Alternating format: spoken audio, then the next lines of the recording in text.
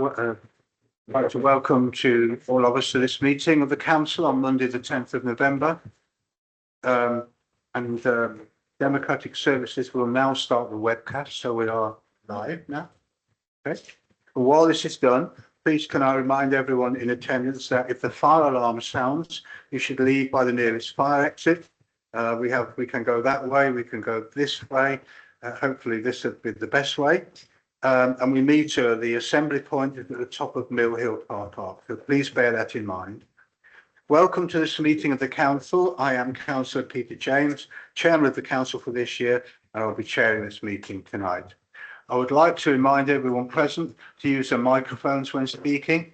Don't speak too close to them, otherwise we get some feedback and it will affect the broadcast. Only 2 microphones in addition to mine can be on at the same time, so please remember that. Switch them off when you've finished speaking.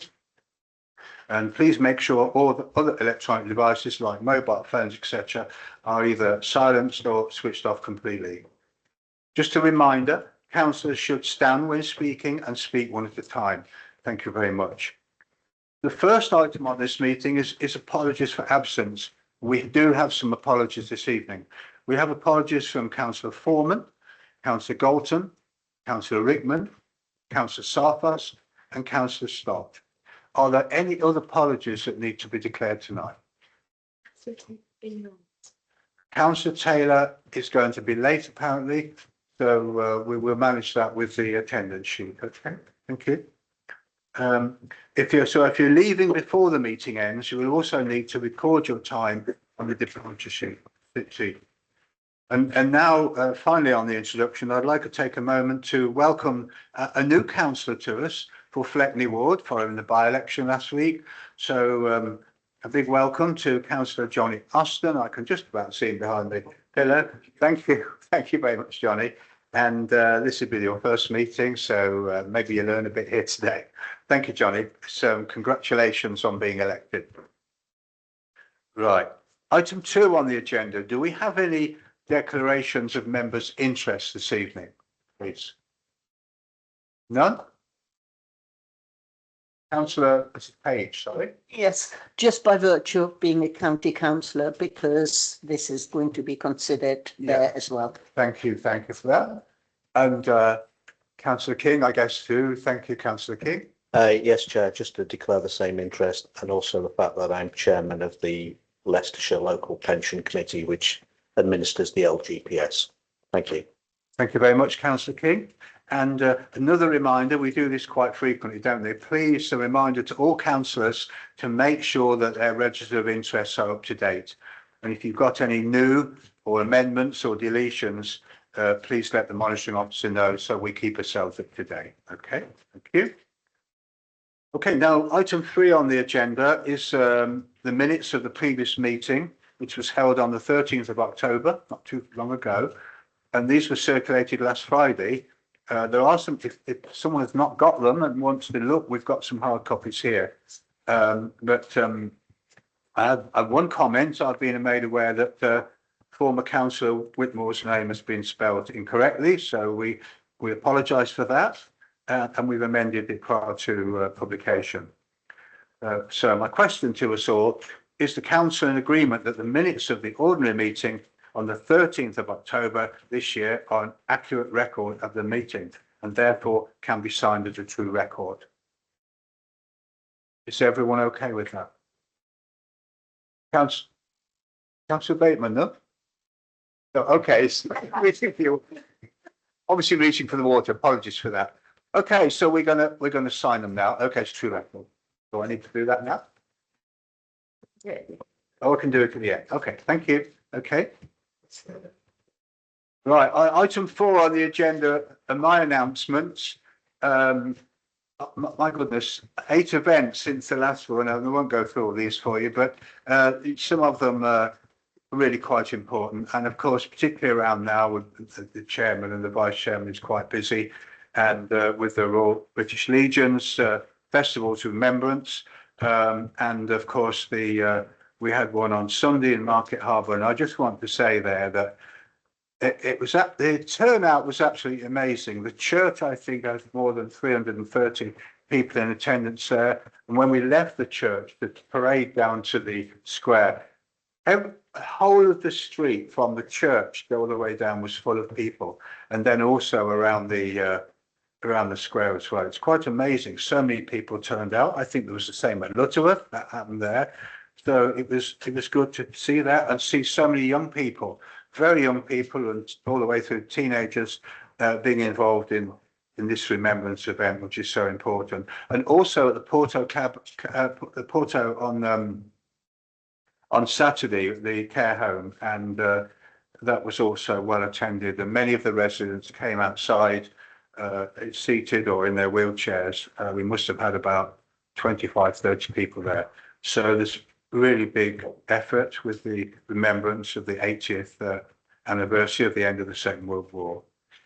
I've also been supported, of course, during the last month by Vice Chair, Councillor Anderson, who's also attended a few events and also attended the Mayor of Melton Civic Service event. So we're quite busy at the moment, and obviously a lot of services coming up, Christmas services, carol services. So all going well, I hope. Okay, and we now move to item 5, which is a report from the leader. So I will ask Councillor Knowles to take us through this, please. Thank you, Chairman.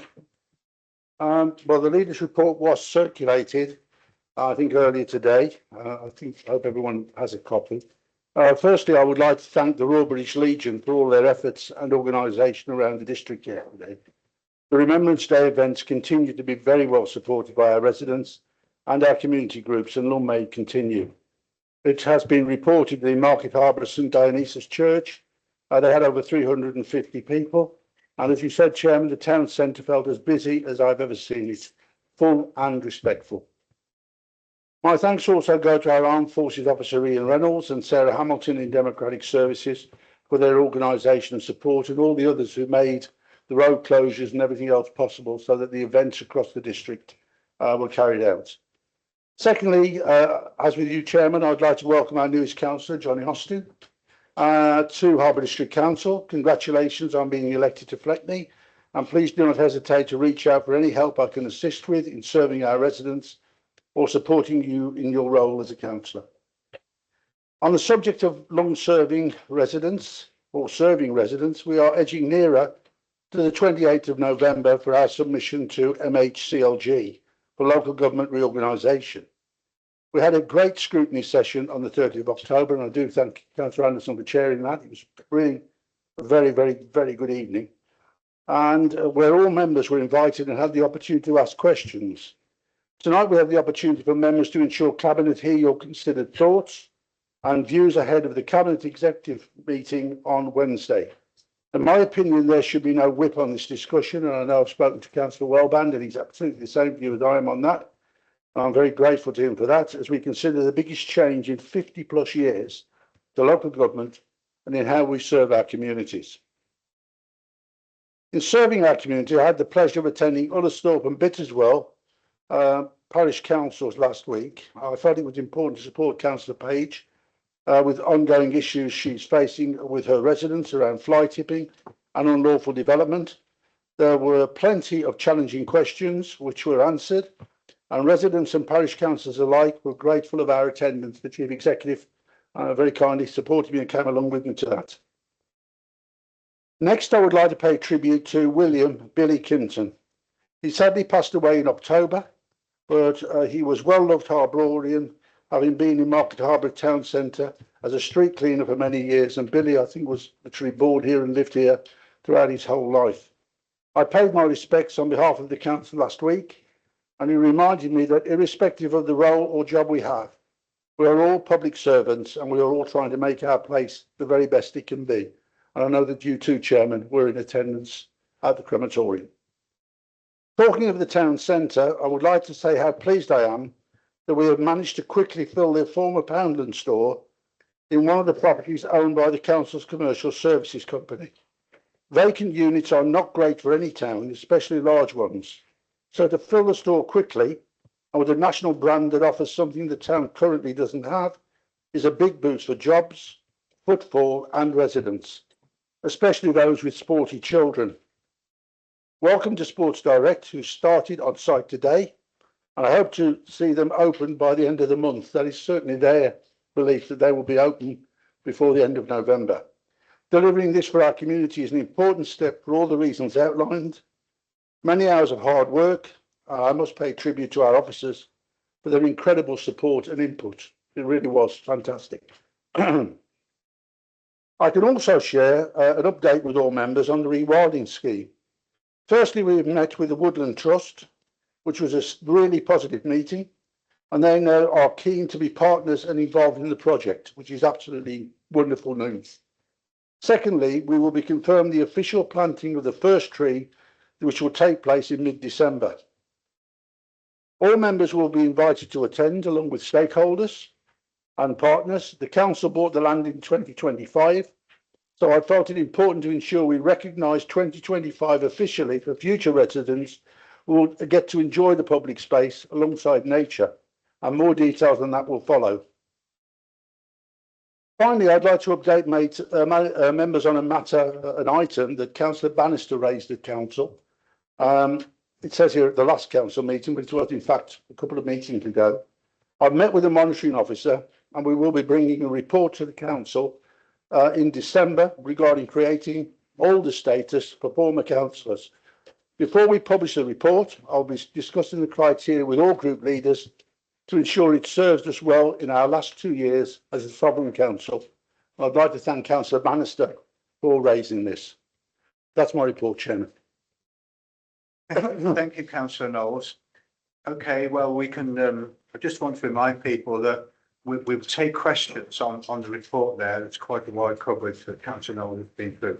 So I will invite questions on the leader's report, and I think Councillor Welbeck.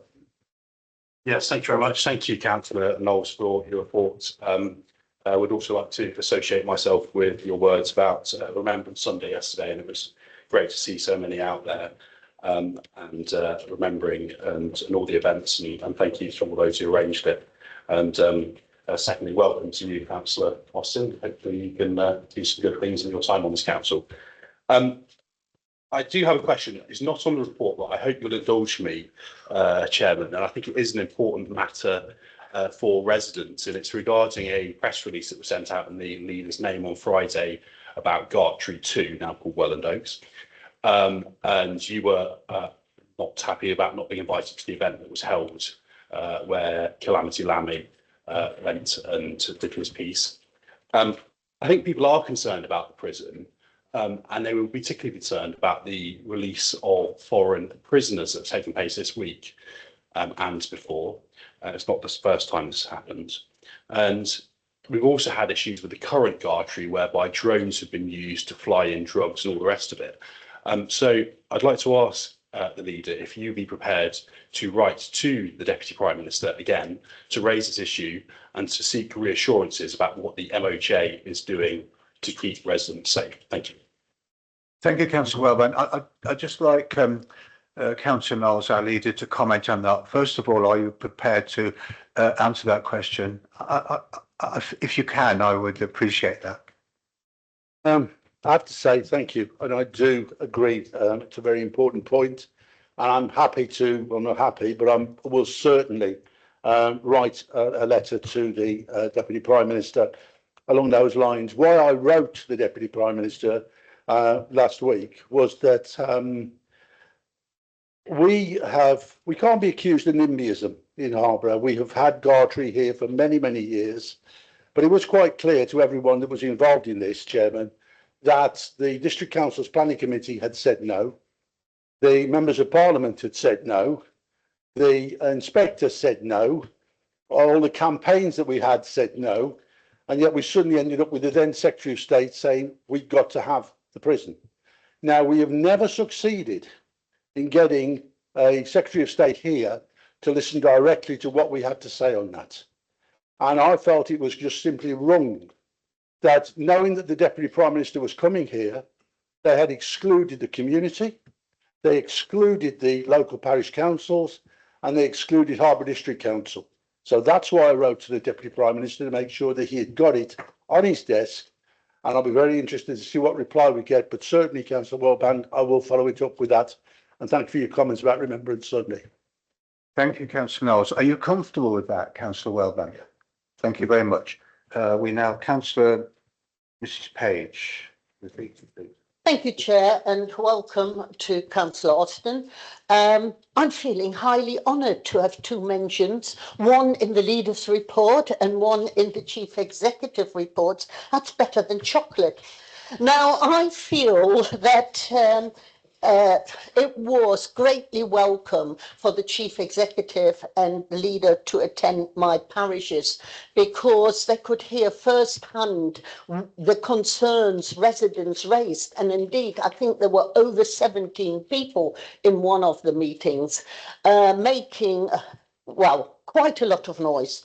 So I'm grateful for both of you turning up, but I'm looking forward also to the additional services, and I hope we can address that. And my question would be, can the leader just reiterate for the record, in case my residents listen in, what additional services we are going to put on the record? And I also hope that we can address the ever-growing unlawful developments that are springing up all across the country now. And maybe that needs to be reiterated in a letter to a minister, because I think we need to strengthen the laws in order to sort of circumvent those problems. And thank you again for turning up. Thank you, Councillor Mrs Page. We have Councillor King, I think. Yes, and then Councillor Bannister. Yes, thank you, Chairman, and thank Councillor Knowles for his report. I've got a couple of points I want to raise. So first of all, I agree with the point about Remembrance Sunday yesterday. I attended the very well attended event in Kibworth Beecham yesterday. Welcome to Councillor Austin, who also happens to be one of my residents. I won't hold that against you. But what I wanted to just touch on is this thing about fly tipping. What's concerning me is that when we were the administration, we actually put a lot of effort into reducing fly tipping, which was very successful. And we had a lot of information that circulated to members about the outcome of that fly tipping. We don't seem to be hearing anything about any prosecutions of anyone who has been criminally dumping waste and what the council's actually doing to actually get fines imposed on people or take other action against people. It all seems to have gone terribly quiet, and that's a bit concerning, and I'm wondering why that is. So just grateful if the leader can commit to ensuring that we get a bit more information on that. Very good news. I think that's very fortunate that you managed to get bought directly into Poundland, given that the retail market is very difficult at the moment. So that is, I will say that's a very good outcome, given all the financial pressures that are there. But what I want to alight on is the rewilding project and the rewilding scheme, as you call it. And we had a presentation at the last council meeting. We had a promise that we'd have written information. We still haven't got written information. And unfortunately, one of the adjoining landowners is actually one of the ward, lives in the Kibworth ward. And I'm not going to go into who that is, but they keep contacting us about it. And they're not very happy, to be honest, is the truth of it, because they feel that there's a lack of communication. And what I'm concerned about is that we're still not clear about what the formal governance arrangements are for this project. For example, who is accountable to whom? If there's going to be councillors on any of the steering groups, which I understand you're proposing to set up, we still haven't got a clue how many are, how many aren't. I'm still not entirely sure what the role of external agencies like DEFRA, Natural England, or the Environment Agency is. And I'm also not entirely clear what the role of Leicestershire and Rutland Wildlife Trust and other local land agencies in all these matters. And I think it's really important. And it's all very great. You're going to go and plant a tree there and celebrate a year of doing whatever you're doing. But we haven't got clarity. The council has bought a lot of land for a lot of money, but we haven't got clarity about what exactly you're proposing to do. And we have got no oversight. And that's really important. So I'd like to understand from the leader what the plan is in terms of bringing forward a programme of, or a proposal in terms of oversight of this project and when that's likely to be. Thanks very much. Thank you, Councillor King. I have Councillor Bannister next.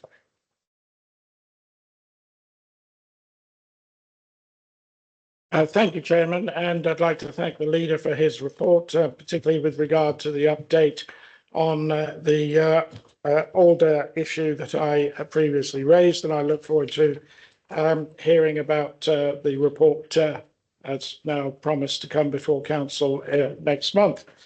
And I appreciate also the comments that the leader made about Billy Kimpton, emphasising, of course, in both respects, councillors that have served this district well, that ought to be recognised with all the status, and indeed, as somebody like Billy Kimpton that's worked his whole life in the village, in the town here in Market Harborough.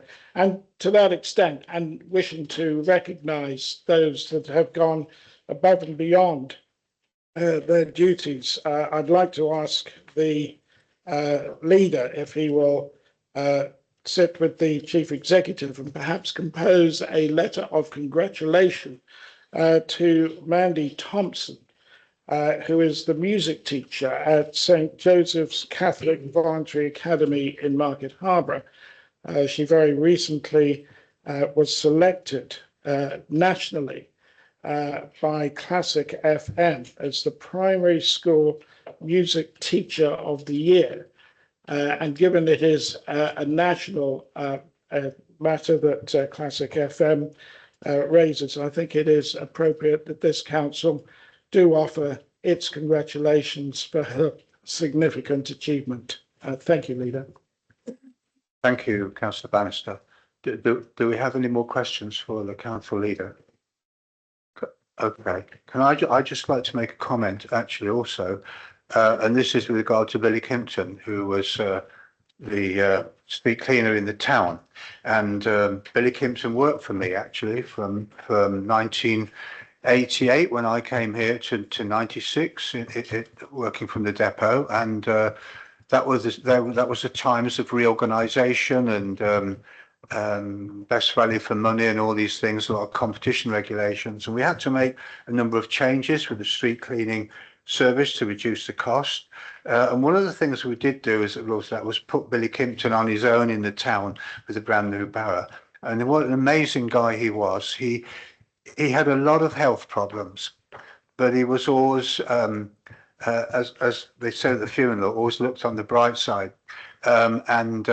He was well known through the town. He was so well known that a local artist, Frank Scott, I think, actually painted him into one of the scenes in the town, which we had at the crematorium the other day. And he was such a loyal person. He came on time, and every time he had very little sickness, although he had all sorts of health problems. And he was a great credit to the town, and he was known by everyone. So what a loyal employee he was, and I remember, and it was an honour for me to go to his funeral. Thank you, Leader. And if you'd like to now respond to the numerous questions there, that would be good. Thank you, Chairman. I will just pick up on the Billy Kimpton story, if I may. I think you and I were both a bit surprised at the crematorium when they celebrant said that Billy had formerly been the gravedigger here in Harborough. I must admit, I didn't know that one, and said that the council, for some reason, decided that he'd got to dispense with his services, and Billy was given a payoff. And thank you very much. And he politely accepted and said, well, it's been lovely working for you. And he went home. And 2 weeks later, Harborough District Council, or whatever the council was at the time, knocked on his door and said, Billy, will you come back and do a job as a street cleaner? And he said, hang on a minute. Yes, I will, but you're not having the payback, are you? And they went, no. He said, well, I'm keeping the money, but I will come back. And I think that was Billy's sense of humour. So it was wonderful, wonderful guy. Yeah. Thank you. Councillor Page, on the concerns about the fly tipping, yes, I mean, the huge issue. And as I say, Councillor King touched on it as well. There is a problem. We know that. We are committing additional funds to get additional staff and to also get additional vehicles in. But I think one of the things that we need to be doing, and this sort of overlaps between yourself and Councillor King question, is that we need to get more involvement from the police. And I can tell you, Councillor Page, that the Chief Executive and I are meeting with senior police officers in the next few days, because obviously we want to address the situation with them and to find out just what is going on, because, you know, at the end of the day, there has to be a deterrent and there has to be some prosecution where required. And obviously, I think that that falls to them rather than to us, Chairman. It is very much on the radar. As far as the rewilding project is concerned, which Councillor King mentioned, I think it is something we can be very proud of. There's a lot of people very heavily involved. I can tell you that the officers at the moment are putting together a document which will be circulated to all members very shortly. Unfortunately, it wasn't ready for tonight, but it will be circulated to all members with additional detailing. So you'll have that very shortly, Councillor King, so that you can see that the whole thing.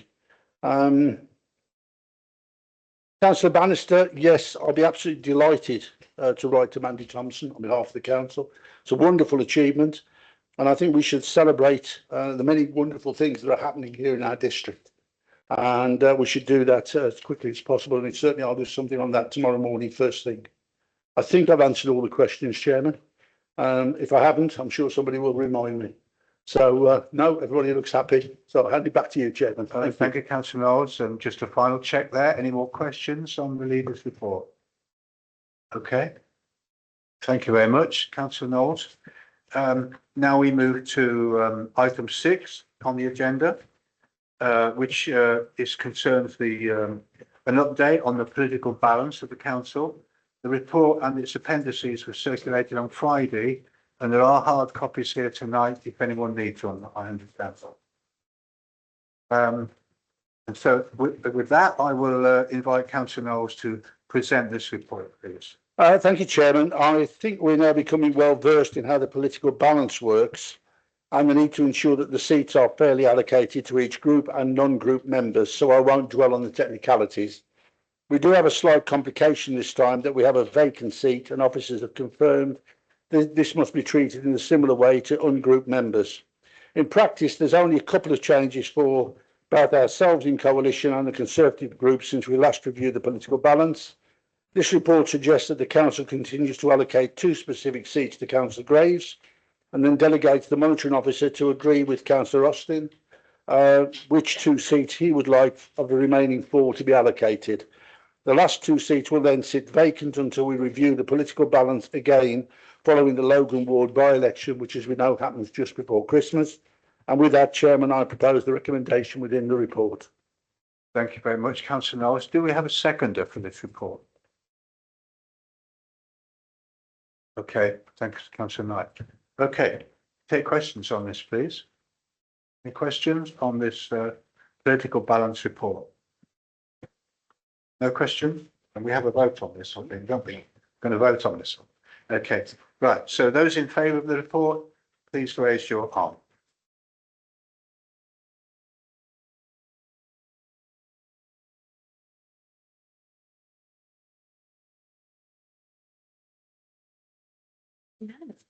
Unanimous. Oh, that's what I like to hear. Thank you very much, everyone. Okay, now we've moved to item 7 on the agenda. This concerns, of course, the proposals for the local government reorganisation in Leicestershire. The report is here in the pack, all the pages there. I hope we've all read it through, 100 and something pages. I just want to say that the information that's being presented to us this evening, it's amazing the work that's gone into this and the detail. There was 5 options, I think, weren't listed in here. Now that's the report. Before we start on this, I just want to say this is, as you all know, really, but this is incredibly important. I mean, this is looking forward as to how local government is going to work in Leicestershire for a generation or 2, probably. It's incredibly important that we look at this, and I would be really pleased to see if I'd like every member actually to give us their views.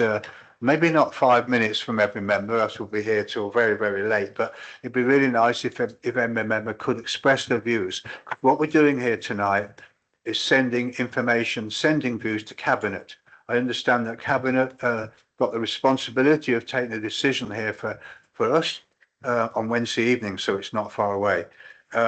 Now, also, the report was presented to the Joint Overview and Scrutiny Panel on the 30th of October, and where it was discussed. And I think what we'll do here is that we perhaps just could present actually, Councillor Anderson, are you going to do this? So you're going to present some views on the joint scrutiny there. Are you okay to do that before we move into the detail on the report?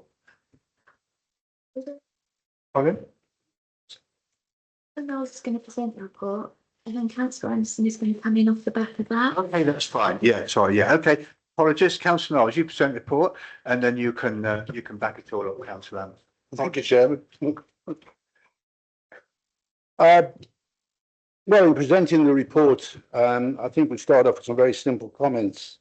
North City South, big enough to deliver, small enough to keep local in local, to keep local in local government.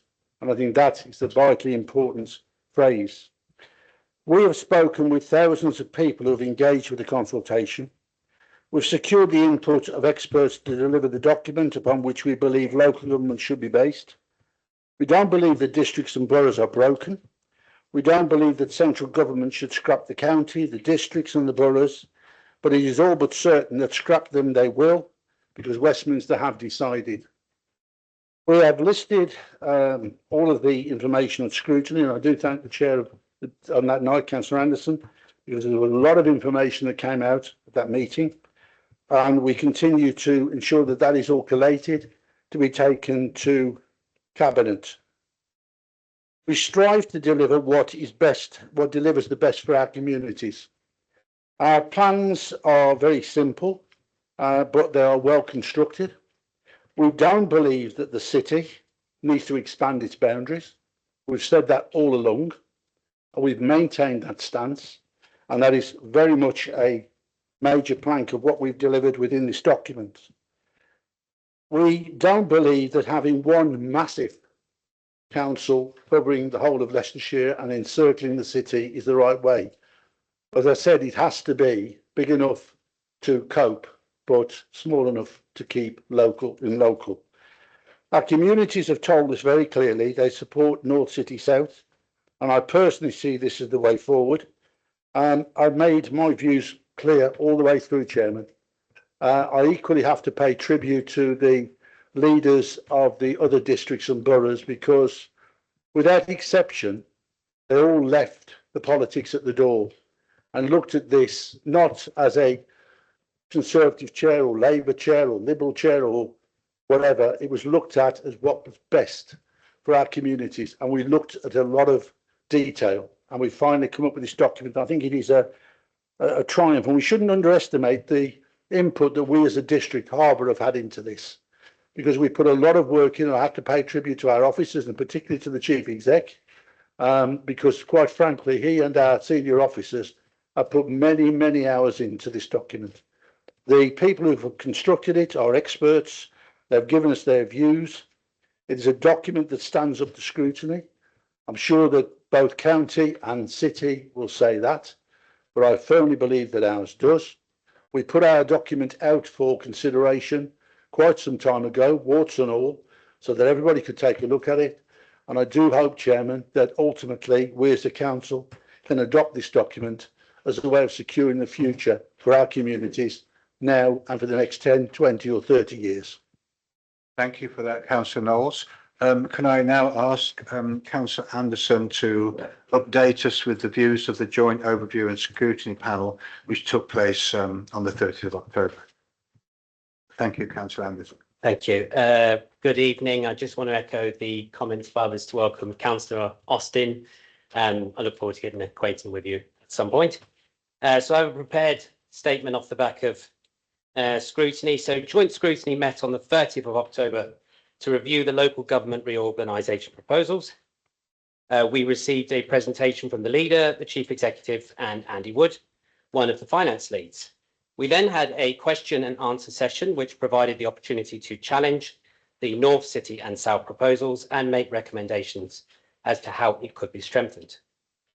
I want to thank the members who took part in this meeting. This was a robust but respectful debate, and I appreciated the strategic way in which members approached their questioning. I've received good feedback on the quality of questions asked, and I hope those members unable to attend have had the opportunity to review the meeting online. I would like to thank the officers who were able to provide reassurance to members on the vast majority of the matters raised, with answers to a couple of outstanding questions circulated to members ahead of tonight. The recommendations that were made at the meeting have been provided to all councillors, and these will be presented to Cabinet by my fellow scrutiny chairman, Councillor Fineman. Thank you. Thank you, Councillor Anderson. So we can now move, I think, into the debate about the proposals. And then you will have a right to reply, Councillor Knowles, when we take the debate forward. I'll now ask the monitoring officer to oh, no, we're not there yet. Oh, no, okay, sorry. Okay, so Councillor Wellban would like to respond initially. Councillor Wellban. Yeah, thank you. Just a couple of questions, and then I'll go on to my thoughts about this report. On the recommendation, it says, final line, whether to recommend a preferred option to council. I presume that's to cabinet, right? Okay, perfect. And second question is whether we will be afforded a vote at the end of this. I think the answer is yes. I know it's only an advisory vote because it's a cabinet decision, but I think the answer is yes. Can you confirm that? Do you want me to answer it? Yes, yeah, I mean, you're asking for recorded vote, yeah? No? I vote of some. Okay, yeah, you answer that. So it's essentially up to members tonight whether you wish to propose to take a vote. So that will be down to yourselves to determine. Thank you, Leah. Thank you. Was that no point? No. Okay. So thank you, and I did attend the a joint scrutiny meeting. There were some good questions asked. I do have some concerns about this particular submission, in that it was based on a lot of assumptions about what a new council may or may not do in the future. And I think that does concern me, but this is the only thing on the table tonight. This is the only show in town, certainly for us here tonight. It's the only proposal we've got to debate on. I do think the one thing that we can all agree on is that we don't want expansion of the city, whether it be in part, which was the city's first proposal earlier this year, or the whole of the district, which they've just put out recently. And I think that concerns us all. It concerns us all because of the higher council tax we will see, and that services will really suffer.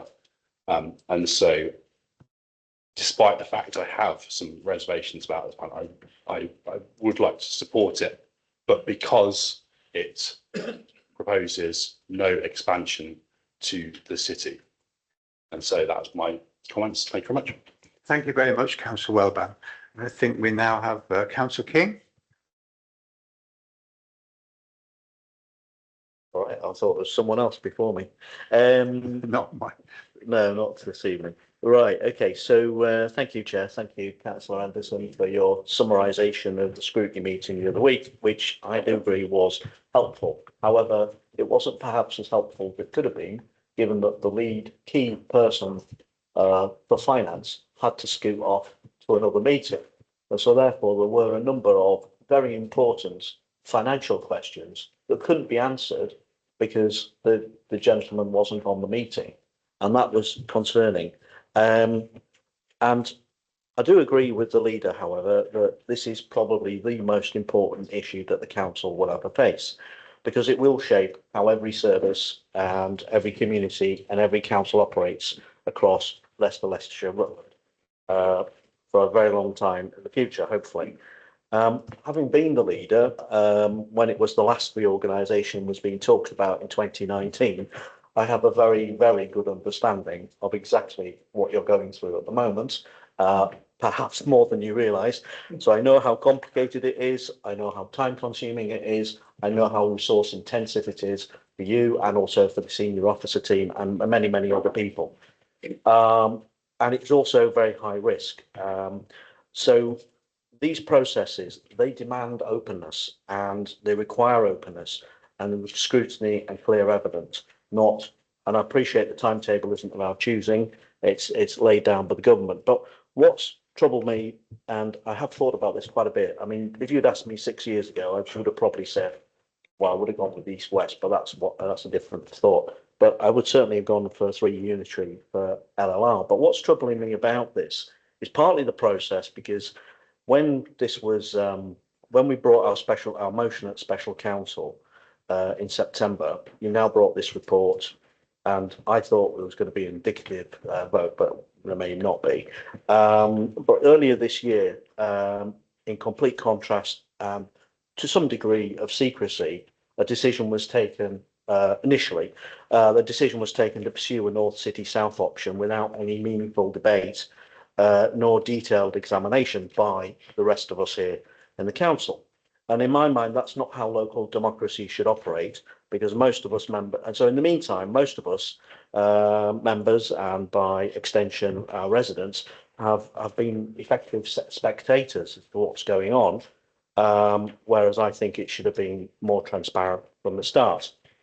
And the other thing, having spent a few hours this morning at a different location, talking about LGR as well in scrutiny, what's concerning me more is about the competing narratives that have emerged today about the so-called lack of cooperation, which, as I understood, was a key requirement of the Minister McMahon's feedback letter earlier this year.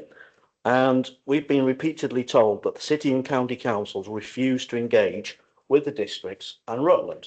Now, this morning, both the county council leader and the chief executive publicly set out the opposite, and it's actually in publication, it's in print, it's on their website, you can read it.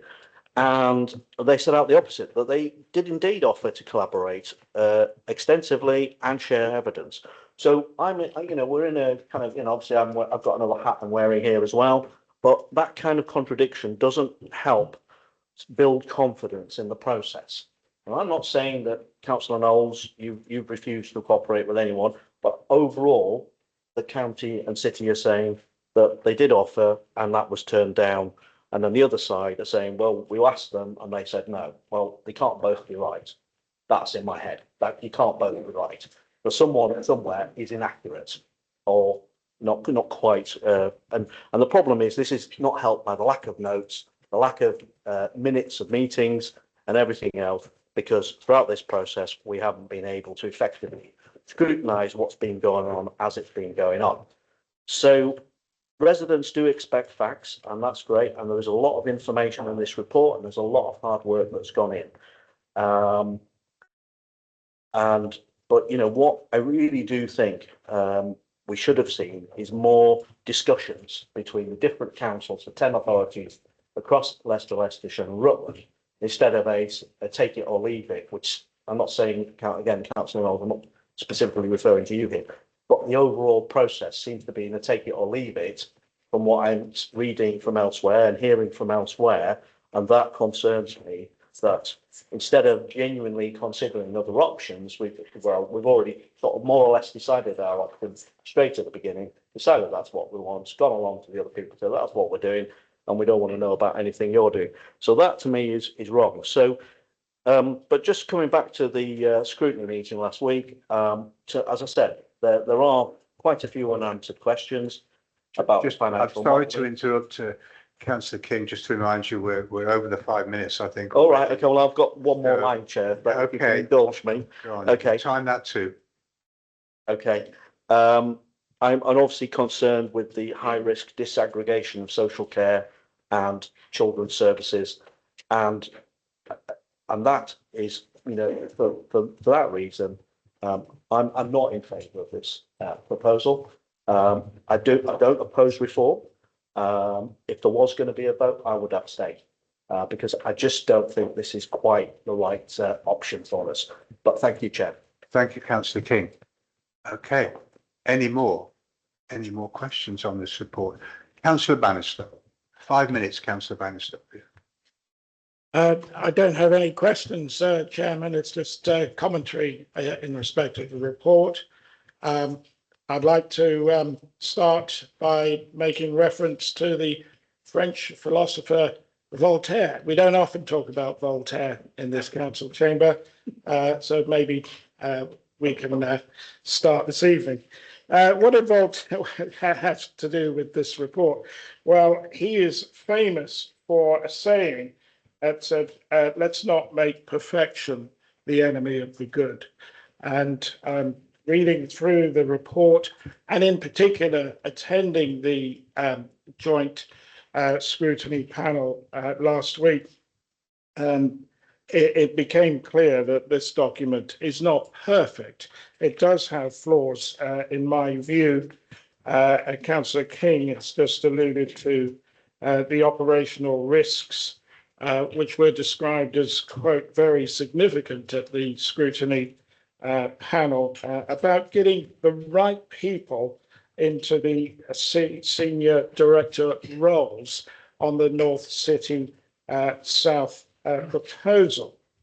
There were questions raised about where the 44 million in proposed savings might be achieved. And I wrote down the word, quote, fuzzy, unquote, in terms of the response, because it wasn't absolutely clear to me where they are going to come from. And at the scrutiny, I specifically asked a question about the 5.5 million that may be achieved on the sale of assets. So I asked, well, what assets have been identified that could achieve that 5.5 million? And I was told no assets have in fact been achieved. We were also advised there's no savings here for the city. Why on earth would the city endorse this plan?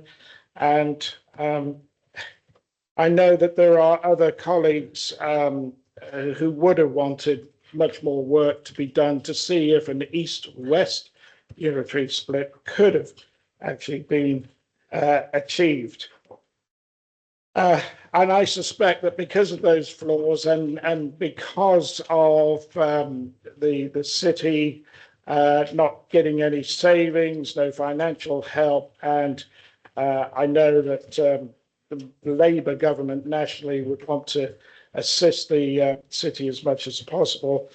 And I do worry that if we do approve this and that the report does go forward to government, that the minister may look at those flaws and take a very dim view about the prospects of it progressing any further. I hope I'm wrong about that, but I have to admit some pessimism in my thinking. But the biggest strength in the report is that it does not allow for any extension of the city boundaries, and I entirely support the report's view in respect of that. And I also think that the whole county plus Rutland is going to be far too big an organisation to be able to deliver successfully for our local communities. I started my commentary with regard to Voltaire's comment, and it isn't a perfect document, but it's what we have. It's not bad. And in any indicative vote that we may or may not have, I would be supporting this document, and I hope the Cabinet will continue with its deliberations and submit the report as it is. But clearly, we do need further clarity in terms of some of those issues that were raised at scrutiny. Thank you very much, Chair. Thank you very much, Councillor Bannister. And I think Councillor Bremner would like to contribute. Yeah, thank you. Could I direct you to pages 27 to 40, and particularly page 40. In there, you'll find a RAG rating, green, amber, red. And also that the document itself acknowledges the other proposals from county, from Leicester City, and ranks them. But the whole problem, I view, if someone read that, it being the North City South document, You've self-assessed yourselves. And obviously you wish to give a highlight to the green, green, green and one amber in your proposal. But the lens through which this will be viewed is government. And the one strong point of the report is the lack of expansion of the city boundary. That's the strength of it, because that's the public strength. But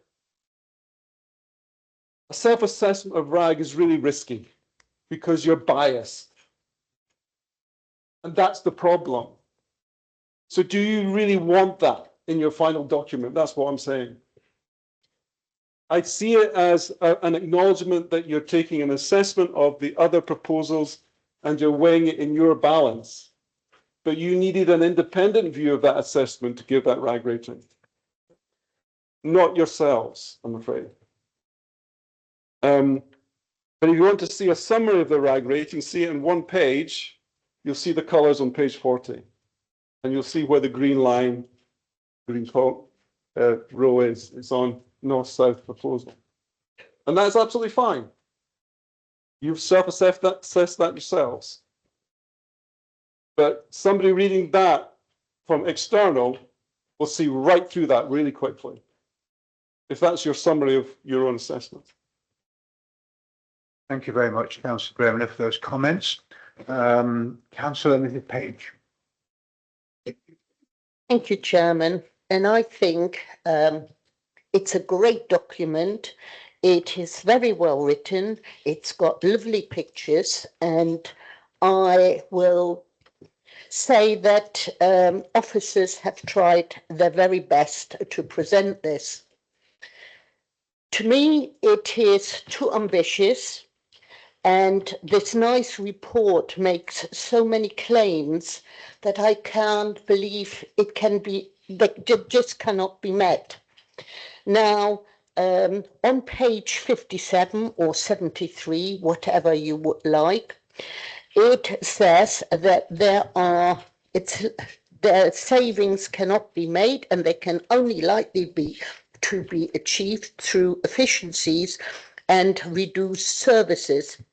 And the new councils will effectively start with a budget gap of 109 million. Now, to me, if a new authority starts with a budget gap of 109 million, how can it achieve 44 million in savings?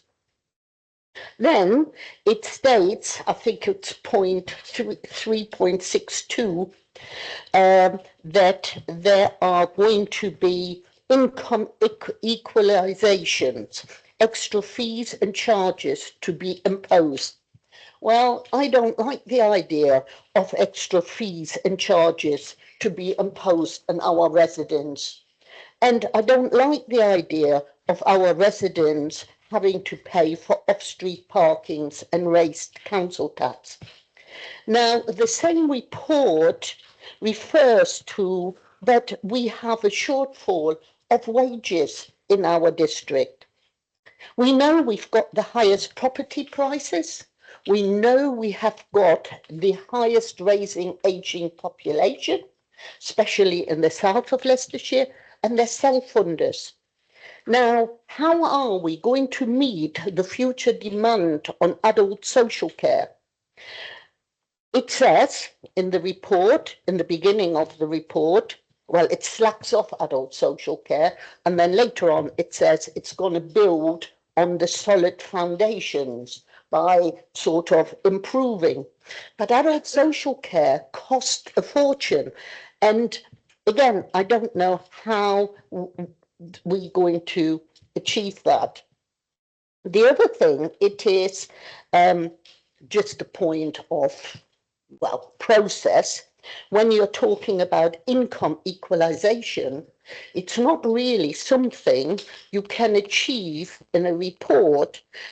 The future authority, the members have to approve all of these things, like, you know, whether you're going to have off-street parking or you raise the council taxes. So I think it is a little bit, you know, wrong in the assumption.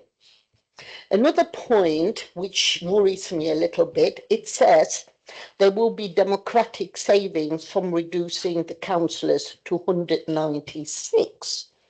Well, I do know, and we checked that today, that you can only have up to 99 councillors in a future authority. If you're going over that, you're subject to boundary commission reviews. Now, that hasn't been featured in. I agree that waste and housing across Unity would be really great, but it talks in here about making the most of Section 106 when this council and other council are looking at community infrastructure levels, which are going to be, I think, prudent to have it over all of the authorities, but it doesn't talk about this. And again, there is a contradiction. It talks about enhancement of major routes. I'll just mention one of the M1 and M69. Well, if the government can't afford those, how can a north-south divide of councils afford that? Especially if there is a £109 million gap when we are starting. Now, the other thing which worries me no end, it talks about planning. And then it talks about planning in a strategic way, and it delegated down. Now, you know, I've been here before, and every parish and everybody, what they said is, we want to hold on to planning. We want it to be localized. And in this report, we're giving away that sort of, so I'm a little bit concerned about that. I'm also concerned it talks about volunteers. Most of us who go to parish councils and to town councils, the volunteers, we don't have enough members. People don't want to volunteer.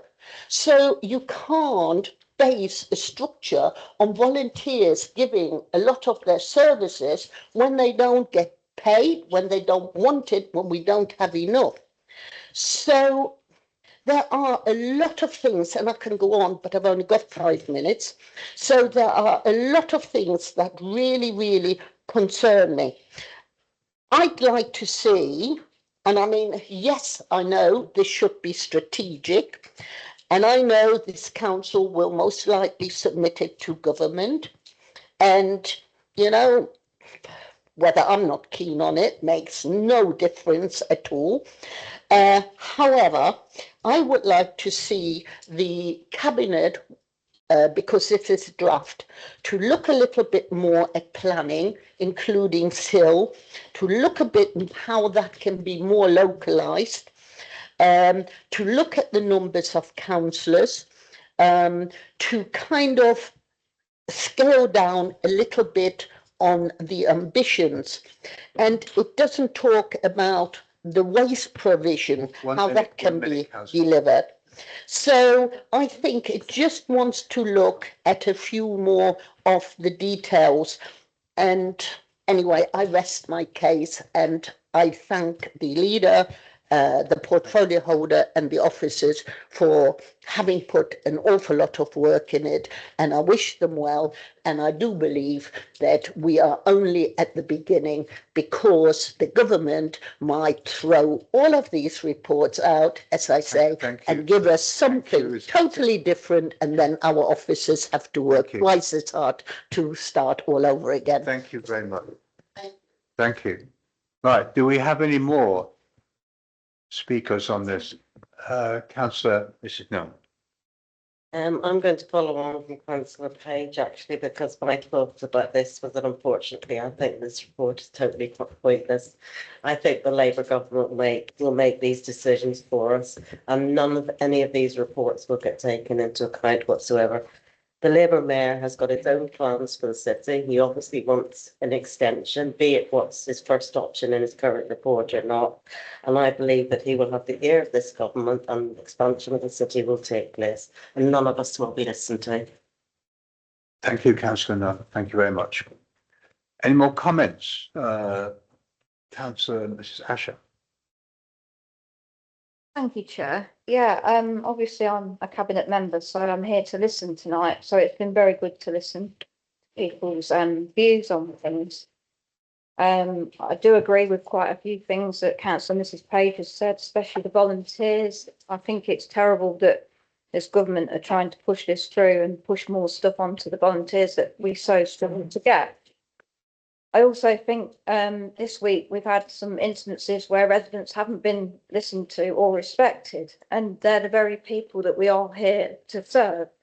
I've seen residents treated with disdain online and simply for expressing disagreement or questioning a decision. And I honestly think that we're here really to serve our residents. I've heard a few people mention residents, but does anybody know, has anybody spoken to the residents? I mean, the biggest concern of the residents I speak to and in my ward is to have local people representing you. Obviously, we talk about the councillor numbers. If it is 99, is that enough? Probably not. What can we do about this? This government are probably going to do to us rather than us telling them what we want. If it was us telling them what we wanted, this document would probably be very different to how it is today. But we're being forced into this. Against most of us don't want it. Our residents don't want it. And I think, you know, the biggest concern of the residents is local representation, and also they didn't want to be swallowed up by the city. Obviously, this document, we're not swallowed up by the city, but will we get our own way?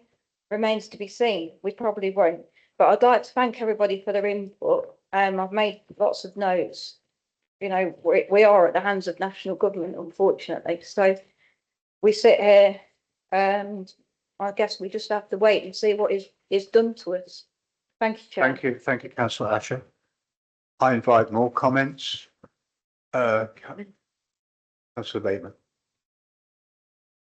Councillor Bateman. Thank you, Chair. Just really to echo the conversation that's gone around tonight from everybody, really. Ultimately, we didn't ask for this. What will be imposed by central government.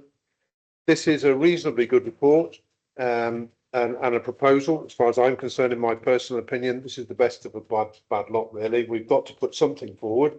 We can't just sit on our laurels and wait for somebody else to make that decision. We need to put something on paper, and we need to submit something to government.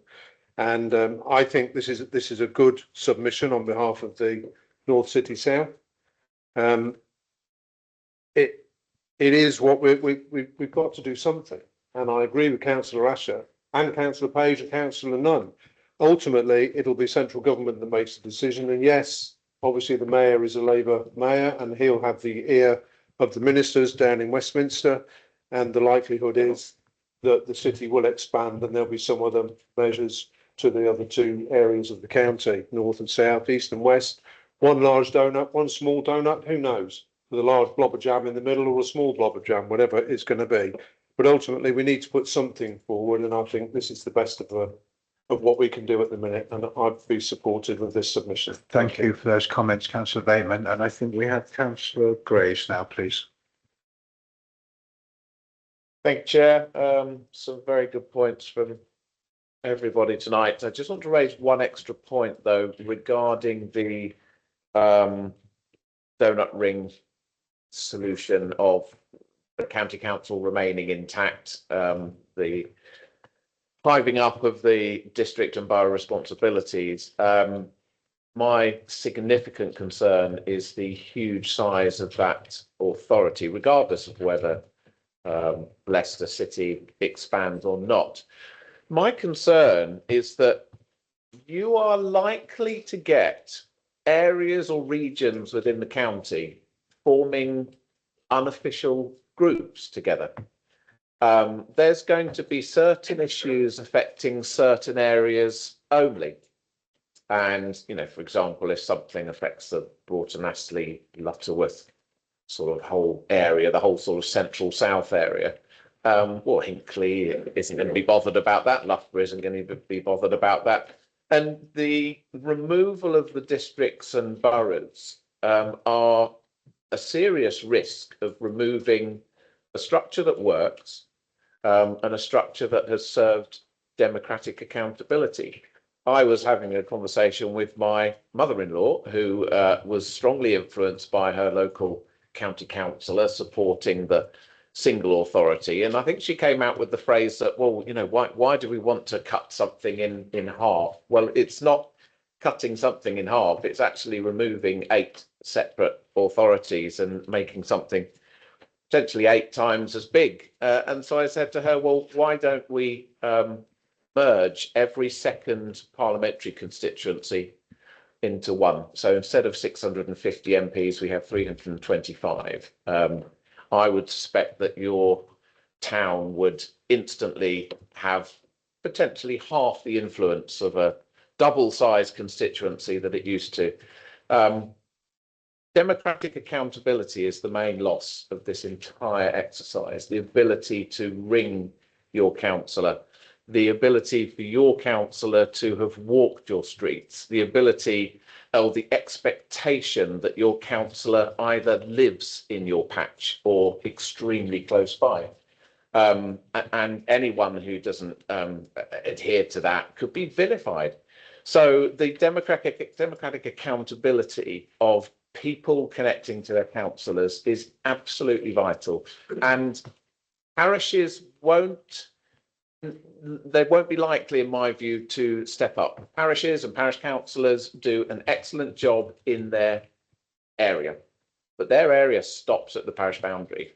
And I've been a parish councillor for the best part of 14 years, and sometimes you can encourage or try to get some parish and town councillors to have some interest outside of the boundary on maybe district matters, but it's not their remit.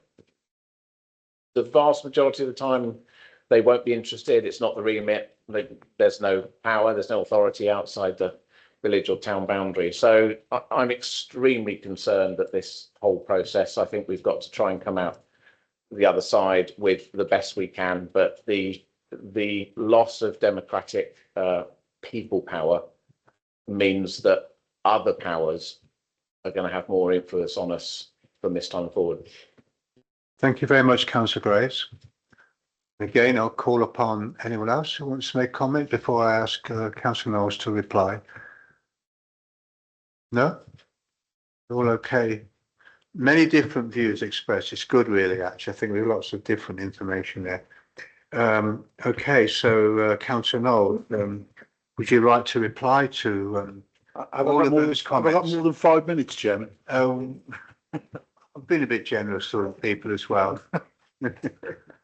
With respect, with your permission, I'm going to sit because I want to refer to the notes and Okay. I don't want to start juggling pieces of paper. We've started the clock. Thank you very much. Okay.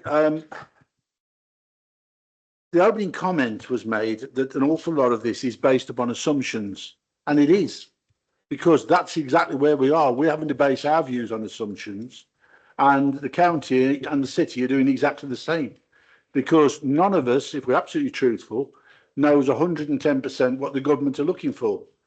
I've actually said to government ministers face to face, tell us what you want. And the answer I got back was, well, no, we want to know what you'd like. And I don't actually think that that is where we want to go with this, because obviously we need a steer from them as to what we want. So there is, and I absolutely accept this, that there are a number of assumptions, but these are the facts and they are the details as best we can put them forward. They are based upon trying to look at providing the community that we represent right across Leicestershire with the best possible structure that can look after them and provide for them in the years to come. Absolutely, one comment that was made in this was that the new authority, whatever that may be, will make the ultimate decision on this, and that's absolutely right. We can put our document forward, the government adopts our document, but when it comes down to the new North City South councils, the new North City South councils will decide ultimately what they want to do. They will use this document as a foundation. So we've got to provide the best foundation that we can. And that foundation, I repeat again, has got to be delivering the best that we possibly can for our communities. That's what we're all here for, and it's what we all strive to do, to deliver the best for our communities. So I think that's where we are with this document. Councillor Anderson made a comment, and I just want to pick up on it. He said that we'd had a robust and respectful discussion about this, and that was important because everyone's had the opportunity in the right way to put forward their comments and their views, and it was so important that we had that, and everyone has done that in the right and respectful and robust way. So again, I'm very grateful to that. I agree with what Councillor King said. It was unfortunate the finance gentleman had to leave when he did. It would have been better, in my view, if he'd been able to stay. But we were very pleased that Clive stepped in and gave us his support and his information based upon the information that we needed. There was a comment about secrecy and transparency. I can tell you there's been no secrecy, there's been nothing. It has been transparent. We've looked at options, we looked at east, west, we looked at everything. But we come forward to you with a final document here, which is based upon the best case, the scenario based upon the detail, the information, and the structure that we have been assured is the one that will work. So that is why we've got this particular document. Councillor King touched upon the refusal to engage. And well, to be honest with you, I was quite intrigued to see that, because I think a little earlier on today, as you say, Leicestershire County Council did look at this, and to use the phrase of the late Queen, recollections may vary. And I think that's the polite way of responding to that. Recollections may vary. Harbour District Council and myself as leader of the council have always made our positions extremely clear. And our interim position was very clear about no boundary change and everything. And that still didn't stop people swearing black's blue that I'd done deals in dark rooms, smoke-filled rooms, every type of room you could list. I was apparently doing deals in to get rid of half of Harbour. No truth in any of it, but that was running wild, and I think Councillor Asher touched on it. Social media was running rife with it. So it was incredible. But I think that I will pay tribute to Leicestershire County Council, something I believe was said earlier today. There's no point in deliberating and debating this any further and trying to play ping pong with it, because we're just not going to get there. And as I say, I think recollections may vary. We've considered the details. Social care is obviously a big one, something that we've got to look at. Councillor Bannister touched on and voted very well Voltaire, which I thought was a very interesting and very worthwhile comment. And about having the right people in the right roles. These are all things that we would have to structure in whatever shape or form the new authority is. The responsibility will rest on that new authority to make sure we've got the right people. We have got at the moment 3 upper level authorities in Leicestershire and Rutland. We've got the city, we've got the county, and we've got Rutland itself. So within that, we've got people who are versed in delivering many of these particular upper tier requirements. And that will be an important thing. As far as the savings is concerned, I mean, we can certainly look at delivering more information on that. I'm more than happy to do that. East-West was looked at. The government wanted one proposal. We had to come up with a proposal, and I'm very grateful to the number of members who've said this is a good document. It's the best of a bad job. I think it's one of the things one person said, because for me, we shouldn't even be having these discussions. Harbour District Council is not broken. We don't need to replace it. We don't need to repair it. What we need to do is to evolve and look after our communities. But unfortunately, the government have decided that's the route we're on. No extension of the city boundaries. I'm just covering a lot of them here. I know I'll be duplicating. Basically, that was an important thing for us all the way through, not just myself, but many others, Councillor Wellband included, have made it very, very clear, no extension of the city boundary. We have to protect our city boundaries, and that's what this document does. Ministers may take a dim view of this. They may find this document not worth exploring, but we've got to put something on the table. And I believe that of the submissions that are being looked at in Leicestershire, from the county and the city and from Harbour District and the other boroughs and districts and Rutland. This is the best document. This delivers for our communities. And I think it's there. It's not bad. And, you know, I think it's good to hear about the supporting of it. Councillor Page touched on the it being too ambitious. We have to be ambitious based upon as many facts as we can. There's going to be a leap of faith on a lot of this, but you have to make leaps of faith based upon having the right experts giving you the information. We've had the experts, they've given us the information, and we've constructed this document in what I believe is an extremely professional and well-structured way. And I think it's important because I emphasise again, at the very heart of it is the fact that we're looking after our communities, and that's vital. As far as the shortfalls and everything else, and social care, demographics, obviously all of that's going to be touched upon in some detail, income equalisation, and at the end of the day, a lot of this is going to fall on the new members of the new authorities. You know, we always say we can make a decision, but we can't influence what the next council will do. Well, this time, instead of there being an election for the next Harbour District Council, it will be for a new authority, and they will certainly look at that. The Boundary Commission, who knows what they will do or where they will go in it. And as far as 106 and SIL, etc., all of these things are going to evolve. But what we've got to do is do the best that we can at this moment in time. I think the best way of describing this is a snapshot of where we believe we have to be to deliver and to put down the foundations. Councillor Nunn made a comment about it being pointless because no one will listen to it. And I have to say, Councillor Nunn, you could well be right. We simply don't know. I mean, we're all doing this, the city, the county and us, and we could end up putting it on the table, and down in London, somebody could suddenly open a desk drawer and say, well, actually, this is what we want. But we've been charged with doing this. We are doing it. And I say again, we're doing it in a way that we believe will deliver the best for our communities. I think that your phrase, Councillor Bateman, about it being a reasonably good report and it's the best we can do, I think that really sums it up because it is the best that we can do. We've taken a lot of people's views on board. To answer Councillor Asher, 6,400 people have been involved in the consultation.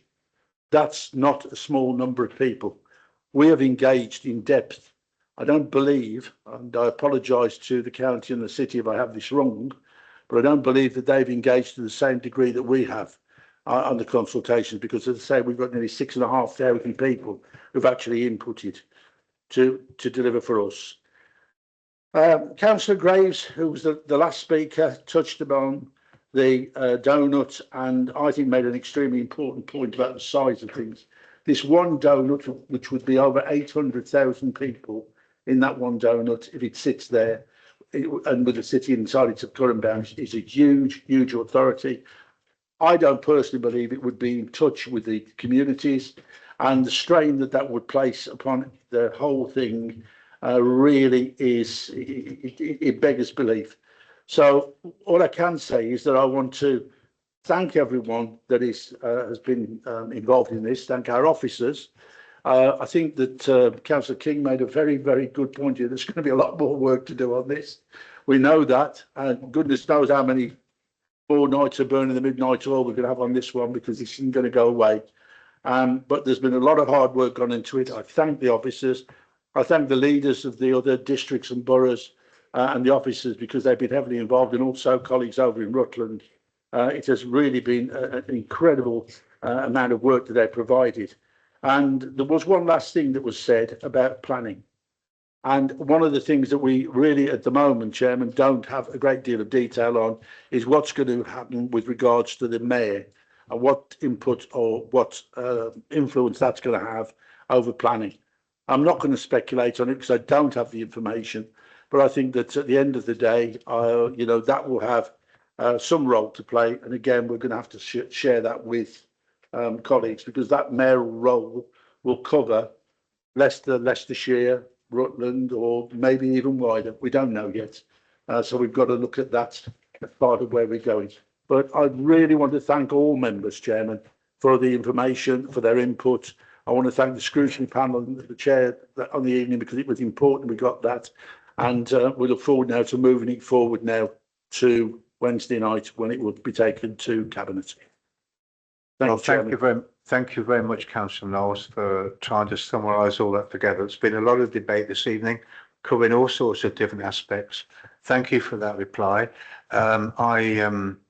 I'm sure the Cabinet have been listening to this as well and taking on board a lot of the points. Yeah, it's very important that the Cabinet does that and takes on board views that have gone around. Now, I think just to help us to try and wind this up, our Leah will now summarise, in working away here, trying to summarise some of the key themes that have come out of this debate this evening. So I'm going to hand over to Leah, who will take us through that and try and summarise it. Can we just thank the leader for bringing it here, because it was a cabinet decision and it was, so it was very welcome that we all had the chance to debate that. Well, I appreciate that, Councillor Page, and I'm pleased that you feel that way because we want to be as united as we can on this. It's so important for our residents in Harbour District and the future, for the next generation or two. Thank you. Leah, can I just ask you to pick out some of the key themes that have come across this evening, please? Thank you, Chairman. And part of the reason why you're asking me for this is because obviously Cabinet's going to make their decision on Wednesday, and we need to present a summary of this debate to Cabinet so they can take it into account. Of course, appreciating they are here tonight to listen to this debate anyway. So in terms of how I've summarised the debate and the points I've heard, that the Council recognises the importance of the decision being made. This is a decision that is being made and imposed by central government. A point was made that unitary authorities, especially in a single unitary council model, risk taking the influence of local voices on local issues and create a democratic deficit. On the one hand, it was put to the meeting that the NCS proposals, North City South proposals, are well developed and a lot of hard work has been invested. On the other hand, concern was raised as to the level of cooperation between the authorities developing proposals. There was also concern with the RAG, red, amber, green assessment in the proposals, which could be seen as having an inherent bias towards North City South proposals. Some concerns were raised as to whether the claims in the report, in particular the £44 million savings, can be achieved, the potential disaggregation of children and adult social care, the cost delivery of the adult social care and the delivery model, and the impact all of this could have. Requests were made to review the proposals relating to Section 106 agreements and the level of councillor representation. The fact that proposals do not envisage the expansion of the city boundaries was warmly welcomed, but there is potential that City Council's own proposals for expansion will be prioritised.